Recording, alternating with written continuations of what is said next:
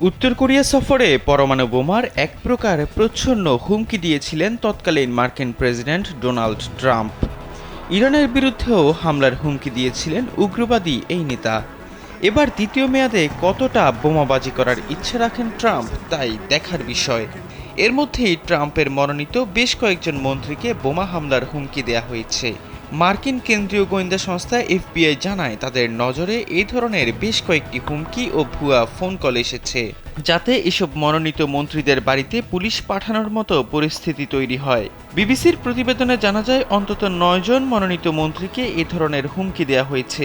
এসব মন্ত্রীরা ট্রাম্পের প্রতিরক্ষা, আবাসন, কৃষি ও শ্রম মন্ত্রণালয়ের মতো গুরুত্বপূর্ণ দায়িত্বে রয়েছেন। যমুনা স্মার্ট রেফ্রিজারেটর, স্মার্ট লাইফে স্মার্ট রেফ্রিজারেটর। এছাড়া জাতিসংঘে ট্রাম্পের মনোনীত মার্কিন রাষ্ট্রদূতকেও বোমা হামলার হুমকি দেওয়া হয়। পুলিশ এরই মধ্যে এসব ঘটনার তদন্ত শুরু করেছে।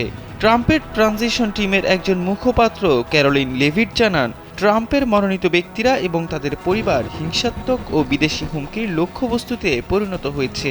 এসব ব্যক্তিদের নিরাপত্তা নিশ্চিত করতে আইনশৃঙ্খলা রক্ষাকারী বাহিনী দ্রুত পদক্ষেপ নিয়েছে বলেও জানান তিনি।